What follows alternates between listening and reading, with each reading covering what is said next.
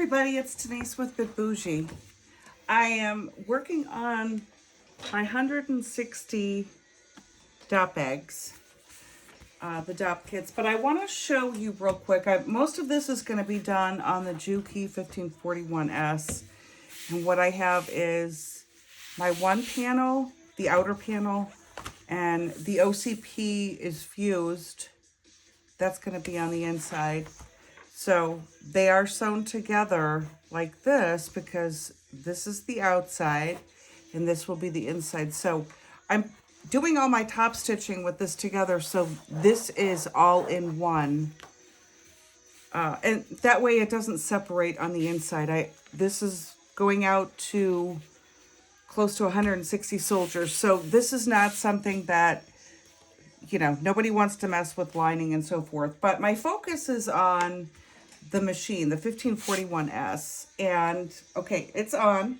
I'm using a Tech 70 throughout the whole process, and believe it or not, I have two spools that I'm using, and I will be running out of thread, which is amazing to run out of two spools at the same time. But I am using a lot of thread, top stitching, sewing together, the binding, zipper. Everything is going to be done with this particular thread. It's a neutral, it just works. So let's get back to why I'm doing this video. And I have this machine set up on full speed. I don't mess with the dial underneath the machine. It is fully open. This is a servo motor. I have nothing else attached to this machine. There's no needle positioner. There's no attachment to slow this machine whatsoever. It's my foot that's going to do all the work. So I just want to show you how simple it is to actually do this. And anybody that I've reached out to, that I've talked to, that has contacted me like, oh, you know, I'm not sure how to use the machine, this and that, and I don't know what to set it at. So I go through it. I've gone through it with a few different people that have my machine. Now, I'm not sure how it works when you have these attachments to it. This is just a straight up industrial 1541S. Nothing else is added to it.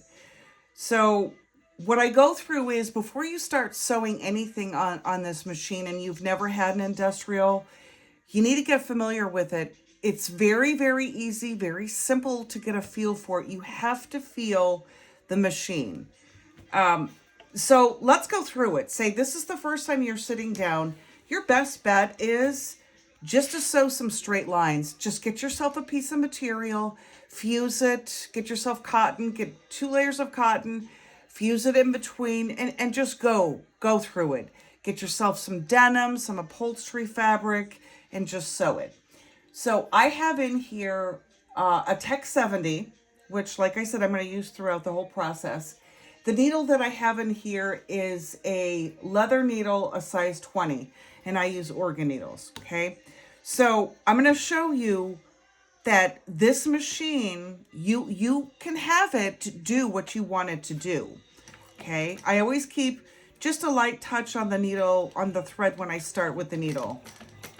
And I'm going to just back tack it. So here I have lines, and I'm just going to follow along with the lines. Now, I have my foot on the pedal right at the very top, and I can go pretty slow. And you need to get familiar with this, because this machine is so easy to work with. It is so easy to maneuver. I'm going very slow, and then, I mean, I can pick up the speed and go faster. Okay. So I'm just making lines. This is going to be the outside of the dot bag. So let me go to this outer line here. See, I don't have a needle positioner because to me it's another gadget. I'm not a gadget kind of girl. I don't need all those gadgets, because when something happens with the machine, most likely it's going to be something like that you have to replace or whatever. That's my mindset. May not be the case, but that's how I figure out all my things that I do. I keep it simple. I keep it very, very simple. I grew up with industrials. They never had any kind of things attached to it. Now, the ones that I grew up with were clutch motors. They did a hum. They were very loud. So look, I'm going at my own speed, okay? There's nothing super fast on this. I'm just running my lines. Now, I can go super fast. Do you see how that went? So, I mean, you can do anything you want to do with it. You just have to get familiar with the machine. There. One more. I use the hand wheel a lot, especially when I'm going through thick material. I don't break needles because when I get through something that's a little bit thicker, I hand walk it with the wheel right up here, because this way you can feel when you're going to hit something. There's a few times where I've actually hand cranked it and I've tapped on something and I had to just move the foot a little bit to move the needle. And that would have been a broken needle. So I don't, you know, at this point, I don't need to worry about that.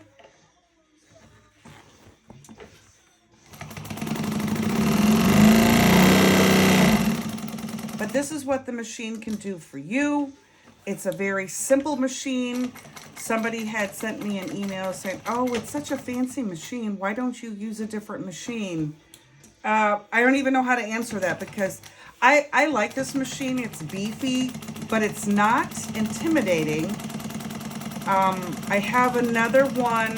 I have the Juki Zigzag. That can be a little intimidating. I'm still trying to figure that out. I'm making some adjustments on that machine that are probably not standard because I don't do anything standard. So you can tell that I don't have the thread guard on mine. I cracked that off a while back and I decided never to put that on. It was just a pain. So there. And then you just lay off of the foot pedal. Very simple to do. Okay, here you go. And then I had another comment. Somebody said it's real hard to crank the hand wheel. There is a little bit of tension there. You don't want it to be real easy. This is not a domestic machine. This is not your mother's machine that she had. Well, it is my mother's machine because my mother had industrial machines. But this is not your mother's machine as far as a home machine that is real easy. You know, one of the singers or brothers, or depending on how far you go back. So it's real easy to work. So see, now I did it that way because when I make the bag, this will be seen on the inside. And the stitching is just perfect. I've had to adjust this just a little bit. I've never adjusted my bobbin. The bobbin housing, never had to adjust anything. I have one bobbin housing, one bobbin case that I put my bobbin into, and that is it. And I will show you that also has changed. Now, this is all gunked up, of course, because I'm